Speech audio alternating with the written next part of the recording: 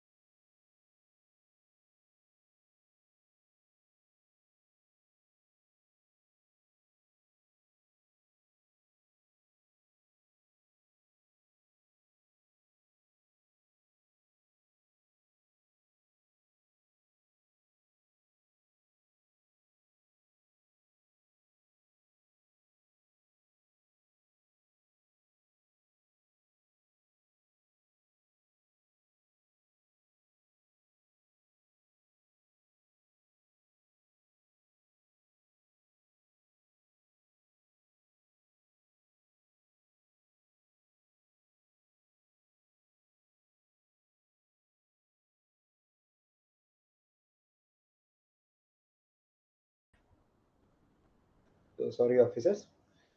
చూడండి, భారతదేశంలోని కుల వ్యవస్థకు సంబంధించినటువంటి అంశాలను గమనిస్తే 3 దృక్పథాలు కనిపించడం జరుగుతుంది. ఓకే, సో దీనిని మేధావులు కుల వ్యవస్థను 3 దృక్పథాల దృష్ట్యా అధ్యయనం చేశారు. అవి ఏమిటంటే ఇండోలాజికల్, సోషియో ఆంథ్రోపాలజికల్, సోషియోలాజికల్ దృక్పథాలు. ఇండోలజిస్టులు కులాన్ని పౌరాణిక సాహిత్య దృష్టితో చూస్తే, సోషియో ఆంథ్రోపాలజిస్టులు సంస్కృతి దృష్ట్యా, అదేవిధంగా సమాజ శాస్త్రవేత్తలు స్థరీకరణ దృష్ట్యా అధ్యయనం చేశారని చెప్పుకోవచ్చు. మరి కుల వ్యవస్థ ఆవిర్భావం కానివ్వండి, ప్రయోజనం కానివ్వండి, భవిష్యత్తులను పౌరాణిక సాహిత్యం ఆధారంగా ఇండోలజిస్టులు అధ్యయనం చేశారు. సో వీరు బ్రహ్మ లేదా విరాట్ పురుషుడి నుంచి వర్ణాలు ఉద్భవించాయని, అనులోమ ప్రతిలోమ వివాహాల ఆచార ఫలితంగా వర్ణ వ్యవస్థలో కులాలు విభాగాలుగా అభివృద్ధి చెందాయని వీరు భావించడం జరిగింది. కుల వ్యవస్థ యొక్క ప్రధాన ఉద్దేశం శ్రమ విభజన. సమాజం 4 సమూహాలుగా వర్గీకరించబడ్డాన్ని ఒక తాత్విక సిద్ధాంతంగా అందరూ అంగీకరించడం ప్రారంభం కావడంతో ఈ సమూహాలు అనేవి మరింత దృఢంగా, గతిశీలతారహితంగా మారడమే కాకుండా వీటిలో సభ్యత్వం వృత్తి సాంప్రదాయక ప్రాతిపదికన లభించడం ప్రారంభం అయ్యింది. హట్టన్, రిస్లే, హోబెల్, క్రోబర్ మొదలైనటువంటి సామాజిక మానవ శాస్త్రవేత్తలు రూపొందించినటువంటి సాంస్కృతిక దృక్పథం 4 దిశలుగా వ్యాపించిందని చెప్పుకోవచ్చు. ఒకటి వ్యవస్థాపన పరమైనటువంటిది, నిర్మితీయ పరమైనటువంటిది, సంస్థాగతమైనటువంటిది, సంబంధిత దృక్పథాలు కలిగినటువంటిది.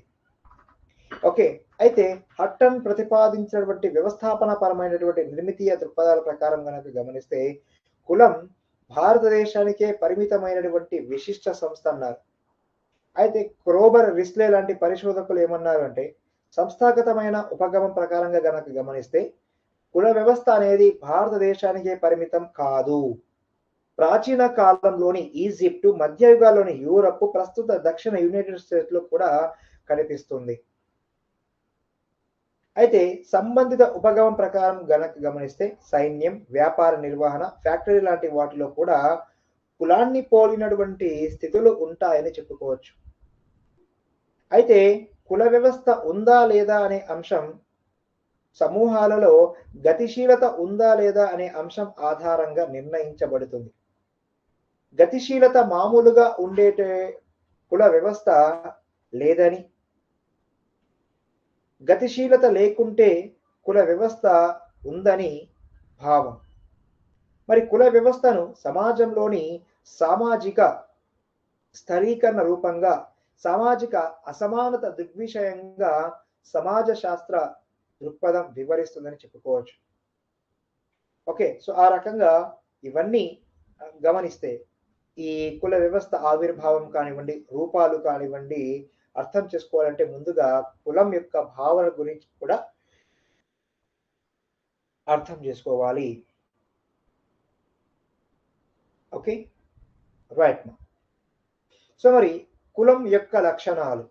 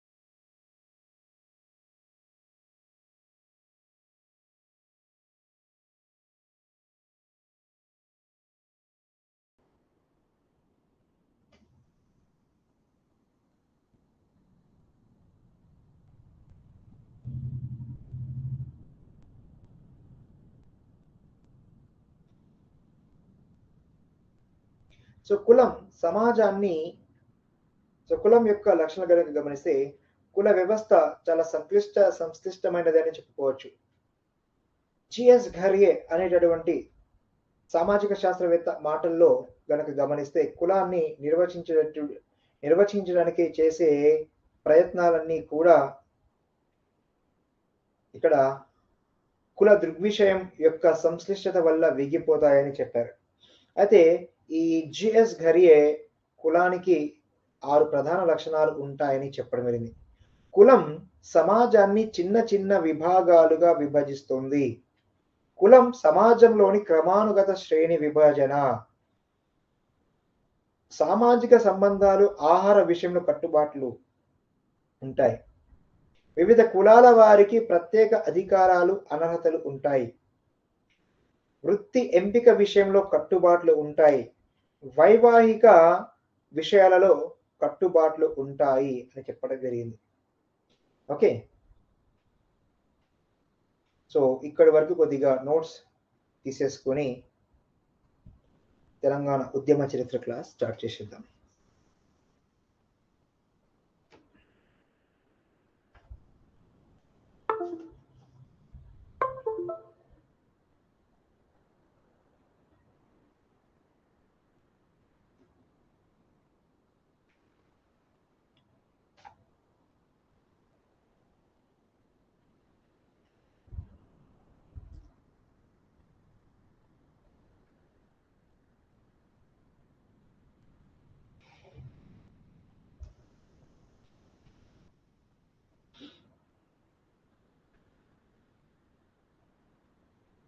మూడు దృక్పథాలు ఉన్నాయి.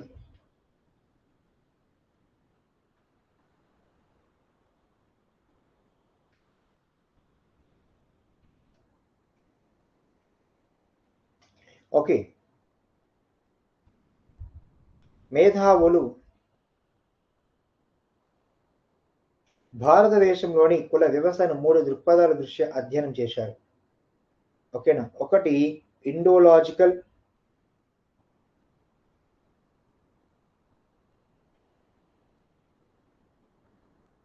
రెండవది సోషియో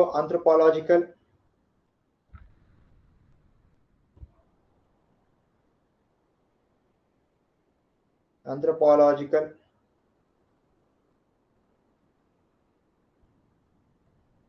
నెక్స్ట్ సోషియోలాజికల్.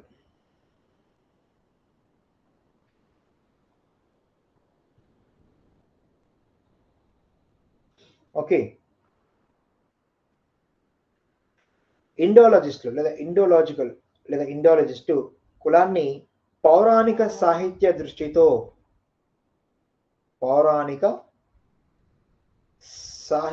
దృష్టితో చూస్తే, ఓకే, ఆంథ్రోపాలజిస్టులు సోషియో ఆంథ్రోపాలజిస్టులు ఏమో సంస్కృతి దృష్ట్యా చూడటం జరుగుతుంది. ఓకే, అదేవిధంగా సమాజ శాస్త్రవేత్తలు వీళ్ళు స్థరీకరణ దృష్ట్యా అధ్యయనం చేయటం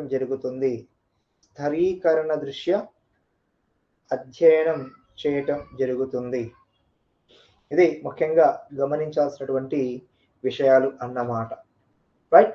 మరి కుల వ్యవస్థ యొక్క ఆవిర్భావం, ప్రయోజనం, భవిష్యత్తులను పౌరాణిక సాహిత్యం ఆధారంగా ఈ ఇండోలాజిస్టులు అధ్యయనం చేశారని చెప్పుకోవచ్చు. సో వీళ్ళు ఏం ఆలోచిస్తారు అంటే, ఓకేనా, వీరు బ్రహ్మ లేదా విరాట్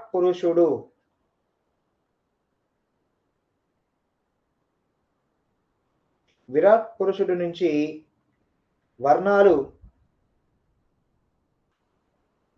ఆవిర్భవించాయని, ఓకేనా, ఆ తర్వాత అనులోమ ప్రతిలోమ ఆచార ఫలితంగా వర్ణ వ్యవస్థలో కులాలు విభాగాలుగా అభివృద్ధి చెందాయని వీరు భావిస్తారు. ఓకే, సో మరి కుల వ్యవస్థ యొక్క ప్రధాన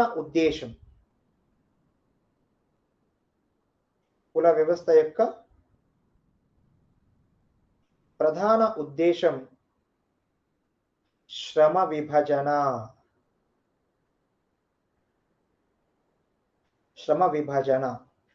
ఓకే, సో సమాజం నాలుగు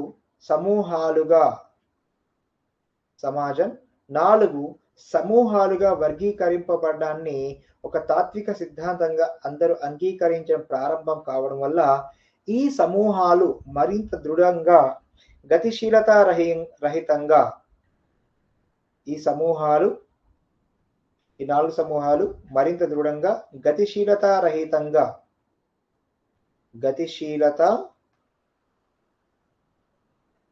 రహితంగా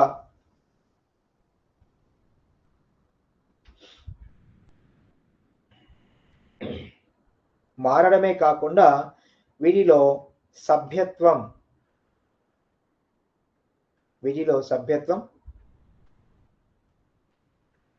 వృత్తి సాంప్రదాయక ప్రాతిపదికన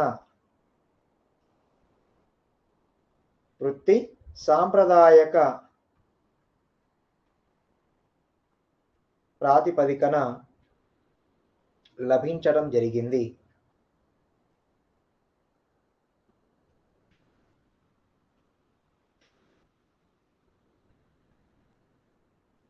హట్టన్, ప్రిస్లే, హోబెల్,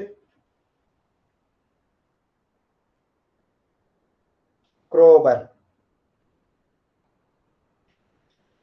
సో సో ఈ సామాజికవేత్తలు రూపొందించినటువంటి సాంస్కృతిక దృక్పథం నాలుగు దిశలుగా వ్యాపించిందని చెప్పుకోవచ్చు. ఒకటి వ్యవస్థాపరమైన,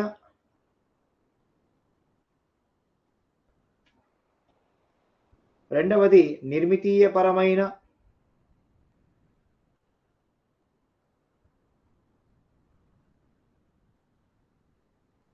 నెంబర్ 3 సంస్థాగతమైన,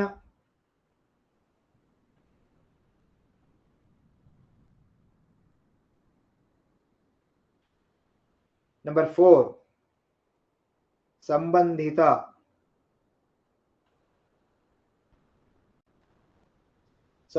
దృక్పథాలు అని చెప్పటం జరిగింది. ఇది ముఖ్యంగా గమనించాల్సినటువంటి అంశాలు అన్నమాట. మరి హట్టన్ ప్రతిపాదించినటువంటి వ్యవస్థాపన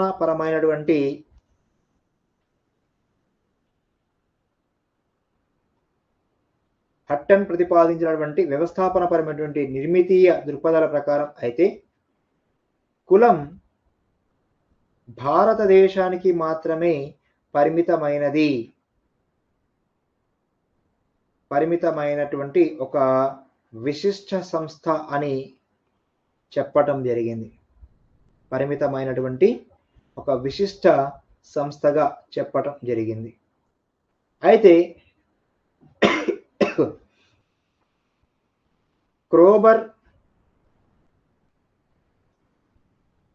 రిస్లే అభిప్రాయం ప్రకారంగా గమనిస్తే సంస్థాగతమైనటువంటి ఉపగమం ప్రకారం కుల వ్యవస్థ కేవలం భారత్కే పరిమితమైనది కాదు. ఓకేనా? ప్రాచీన కాలంలో ఈజిప్టు, మధ్య యుగాలలో యూరప్, ఆధునిక యుగాలలో అంటే ప్రస్తుత దక్షిణ యునైటెడ్ స్టేట్స్లో కనిపిస్తుంది అన్నారు వీళ్ళు. దక్షిణ యునైటెడ్ స్టేట్స్లో కనిపిస్తుంది అన్నారు క్రోబర్ మరియు రిస్లే. ఓకే, అయితే సంబంధిత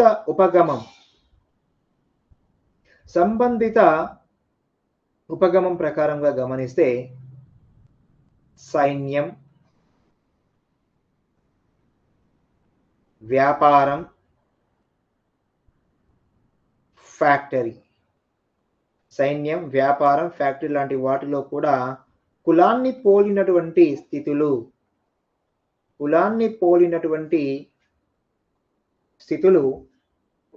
ఉంటాయని చెప్పడం జరిగింది. అయితే కుల వ్యవస్థ ఉందా లేదా అనే అంశం సమూహంలో గతిశీలత ఉందా లేదా అనే అంశం ఆధారంగా నిర్ణయించబడుతుంది.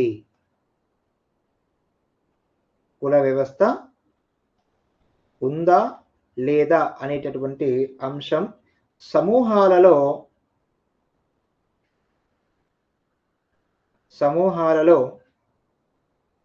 గతిశీలత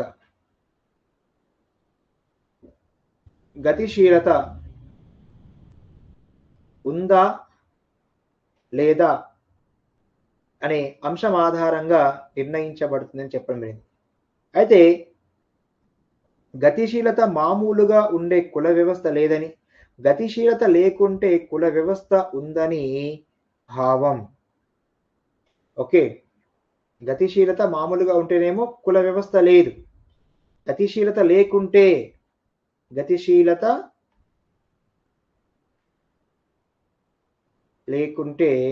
కుల వ్యవస్థ ఉంది.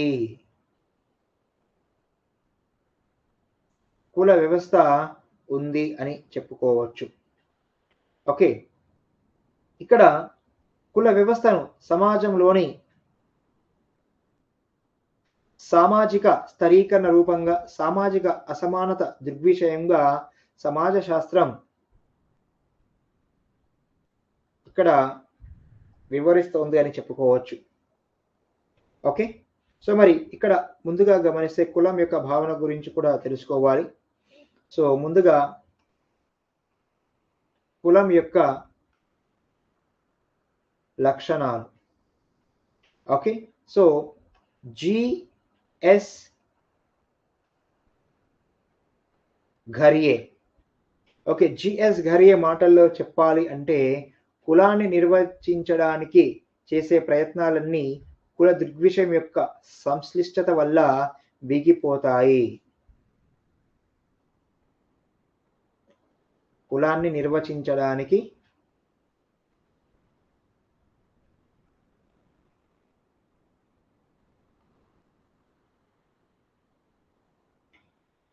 చేసే ప్రయత్నాలన్నీ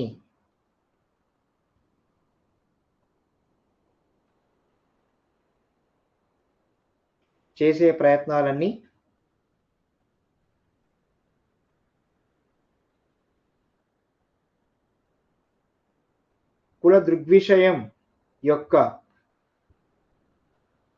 సంశ్లిష్టత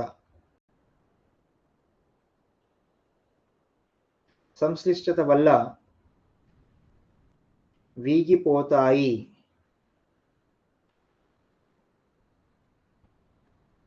అని పేర్కొన్నారు అధ్యక్ష. ఓకే, సో మరి ఈయన కులానికి ప్రధానంగా 6 లక్షణాలు ఉంటాయని చెప్పారు. నెంబర్ 1, కులం సమాజాన్ని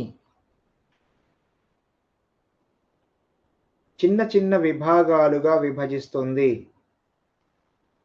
చిన్న చిన్న విభాగాలుగా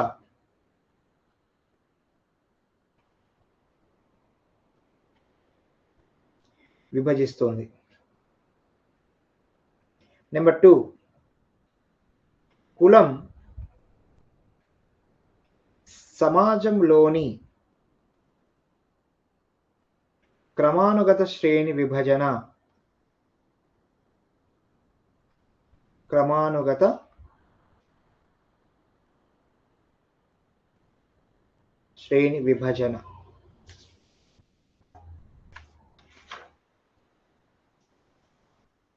నెక్స్ట్ నెంబర్ 3,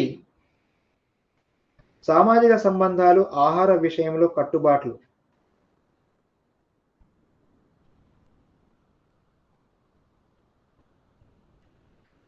సామాజిక సంబంధాలు ఆహారం విషయంలో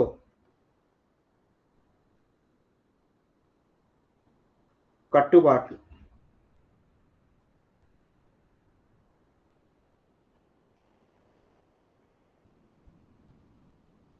ఓకే, అదేవిధంగా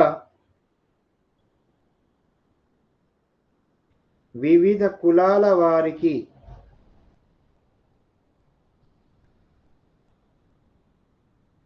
ప్రత్యేక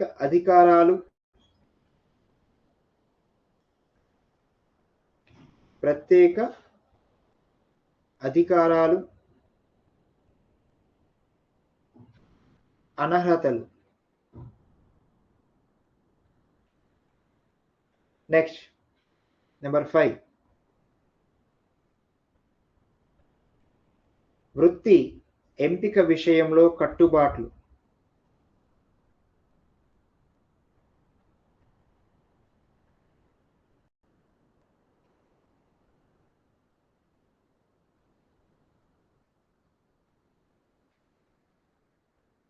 నెంబర్ 6,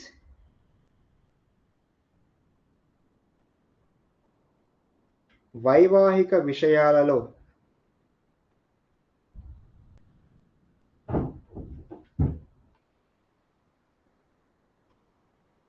కట్టుబాట్లు.